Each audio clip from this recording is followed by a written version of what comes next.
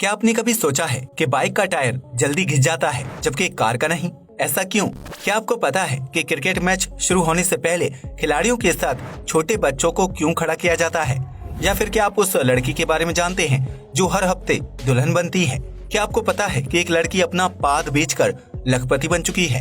क्या आप जानते हैं कि शरीर पर टैटू बनवाने से सरकारी नौकरी क्यों नहीं मिलती है? यकीनन आपने आज से पहले इतने मजेदार फैक्ट्स नहीं सुने होंगे, इसलिए इस वीडियो को आखिर तक जरूर देखें और हमारी वीडियो को लाइक भी करें। फैक्ट नंबर 1, आमतौर पर किसी व्यक्ति के लिए एक पत्नी को संभाल पाना मुश्किल होता है, लेकिन थाईलैंड में एक ऐसा शख्स रहता है जिसकी एक या दो नहीं बल्कि 8 पत्नियां हैं। इतना ही नहीं, यह सभी पत्नियां एक ही घर में रहती हैं और अपने पति की सेवा करती हैं। क्यों, आप भी चौंक गए ना? दरअसल थाईलैंड में रहने वाले ओंगडेम सोरोट एक टैटू आर्टिस्ट हैं जिन्होंने 8 लड़कियों से शादी की और उन्हें अपनी पत्नी बनाकर एक ही घर में रखते हैं। ओंग की सभी पत्नियों के बीच बहुत प्यार है और आपस में कभी भी किसी बात को लेकर झगड़ा नहीं करती हैं, बल्कि सभी एक साथ मिलकर फैमिली टाइम बिताते हैं। ओंग ने अपनी पत्नियों से कभी कुछ नहीं छिपाया है और इसी पारदर्शिता की वजह से उनकी एक के बाद एक 8 शादियां होती चली गईं। अगर आप भी ओंग की तरह शादी करने के बारे में सोच रहे हैं तो एक बार अपनी पत्नी से जरूर पूछ लें। फैक्ट नंबर 2, खाना पकाना एक कला है जो हर किसी के बस की बात नहीं होती, लेकिन आज हम आपको एक ऐसे इंस्टीट्यूट के बारे में बताने जा रहे हैं जहां सिर्फ रोटी बनाना ही सिखाया जाता है। मलेशिया में स्थित नेगेरी सेम्बिलन स्टेट एक्सको में एडमिशन लेने वाले छात्रों को गोल गोल रोटियां बनाना सिखाया जाएगा, जिसके बाद छात्र की 1 से 7 लाख रुपए की नौकरी लग सकती है। बताया जा रहा है कि इन दिनों मलेशिया में रोटियों की डिमांड तेजी से बढ़ रही है, जिसे पूरा करने के लिए शेफ को रोटी बनाना नहीं आता है। ऐसे में इस संस्थान ने लोगों को रोटी बनाने की ट्रेनिंग देने का काम शुरू किया है, जिसके बाद वह रोजाना गोल रोटियां बनाकर लाखों रुपए कमा सकते हैं।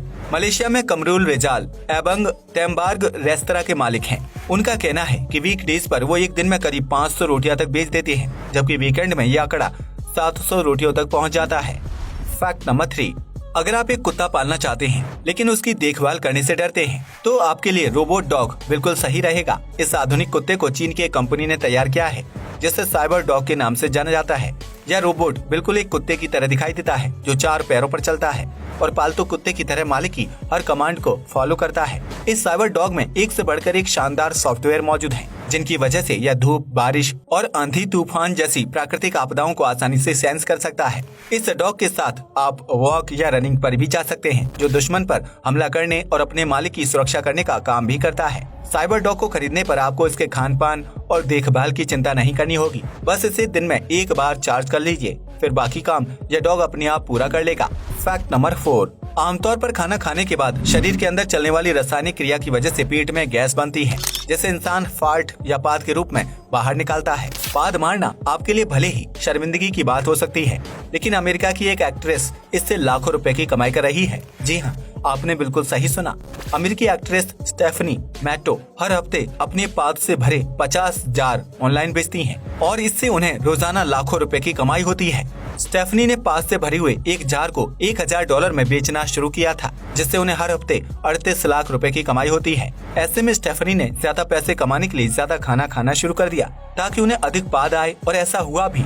लेकिन उसकी वजह से स्टेफनी को अस्पताल में भर्ती होना पड़ा, क्योंकि जरूरत से ज्यादा डाइट लेने और पाद मारने की वजह से उनका बॉडी क्लॉक पूरी तरह से बिगड़ चुका था। हालांकि जब लोगों को पता चला कि स्टेफनी अस्पताल में भर्ती हैं, तो वह पाद खरीदने के लिए वहां पर भी जा पहुंचे। ऐसे में स्टेफनी को अस्पताल से अपनी जान बचाकर भागना पड़ा। लेकिन यहाँ सबसे बड़ा सवाल ये खड़ा होता है कि आखिर पाद से भरे जार खरीदने वाले लोग उसका क्या करते होंगे?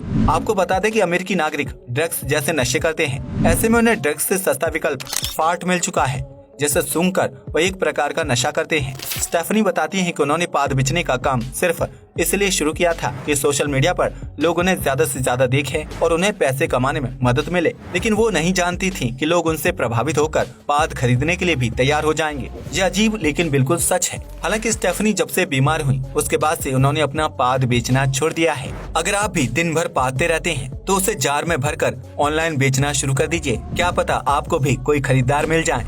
फैक्ट नंबर 5, इस दुनिया में प्लास्टिक कचरे की समस्या विकराल रूप ले चुकी है, जिसकी वजह से समुद्र और महासागर खराब हो रहे हैं और इंसान कैंसर जैसी घातक बीमारियों का शिकार हो चुका है। लेकिन क्या आपको पता है कि चीन के वैज्ञानिकों ने मछली के स्पर्म से एक खास तरह का प्लास्टिक बनाया है जो प्राकृतिक तत्वों के साथ मिलकर आसानी से नष्ट हो जाता है? जी हाँ, आपने बिल्कुल सही सुना। चीन के वैज्ञानिकों ने इस प्रयोग के लिए सैल्मन फिश के स्पर्म का इस्तेमाल किया है, जिससे तैयार प्लास्टिक को यूज करने के बाद आसानी से नष्ट किया जा सकता है। इस प्लास्टिक को मछली के स्पर्म के 2 रेशों को कुकिंग ऑयल में मिलाकर तैयार किया गया है, जो काफी पतला लेकिन मजबूत होता है। वैज्ञानिकों का मानना है कि इस प्रयोग से विश्व भर में प्लास्टिक कचरे की समस्या को हल किया जा सकता है, जिससे घातक बीमारियों का खतरा भी कम हो जाएगा। फैक्ट नंबर 6, हर लड़की का सपना होता है कि वह अपनी शादी के दिन सबसे खूबसूरत और अलग दिखाई दे, जिसके लिए वह कीमती लहंगा और ज्वेलरी भी खरीदती है। लेकिन आज हम आपको एक ऐसी लड़की के बारे में बताने जा रहे हैं जो 1 या 2 बार नहीं बल्कि हर हफ्ते दुल्हन बनती है। जी हाँ, आपने बिल्कुल सही सुना। हर हफ्ते शुक्रवार के दिन दुल्हन का लिबास पहनने वाली यह लड़की पाकिस्तान में रहती है, जिसका नाम हीरा जीशान है। 42 साल की हीरा जीशान पाकिस्तान के पंजाब प्रांत में रहती हैं, जो पिछले 16 सालों से हर हफ्ते शुक्रवार के दिन दुल्हन की तरह तैयार होती हैं। इस दौरान वह न सिर्फ लहंगा और ज्वेलरी पहनती हैं, बल्कि अपने हाथ और पैरों में मेहंदी भी लगाती हैं और पूरा दिन एक दुल्हन की तरह सजी रहती हैं। दरअसल 16 साल पहले हीरा की मां की तबीयत बहुत खराब हो गई थी और वह अपने आखिरी वक्त में अपनी बेटी को दुल्हन बने हुए देखना चाहती थी, लेकिन उनकी यह इच्छा पूरी नहीं हो पाई। इसके बाद हीरा ने शादी तो कर ली, लेकिन वह अच्छी तरह से तैयार नहीं हो पाई। ऐसे में हीरा ने अपनी मां की आखिरी ख्वाहिश को पूरा करने के लिए हर शुक्रवार को दुल्हन की तरह सजना शुरू कर दिया, जिससे उन्हें डिप्रेशन से बाहर निकलने में मदद मिलती है। तब से लेकर अब तक हीरा हर हफ्ते दुल्हन की तरह सजती हैं और फोटोशूट भी करवाती हैं, जिसकी खूबसूरत तस्वीरें सोशल मीडिया पर काफी वायरल हो रही हैं। फैक्ट नंबर 7, अक्सर बाइक का टायर बहुत ही जल्दी घिस जाता है, जिसकी वजह से सड़क पर एक्सीडेंट का खतरा काफी हद तक बढ़ जाता है।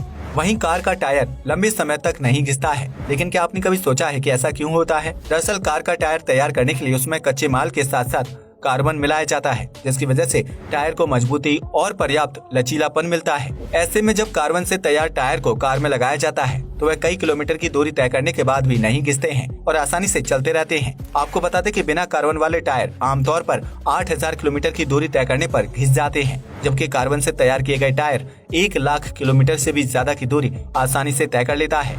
यही वजह है कि कार्बन टायर की कीमत साधारण टायर के मुकाबले ज्यादा होती है, जबकि यह सुरक्षा के लिहाज से भी अच्छा होता है। हालांकि आज के मिलावटी दौर में कार्बन के साथ भी मिलावट की जाती है, जिसकी वजह से उसकी क्वालिटी खराब हो जाती है।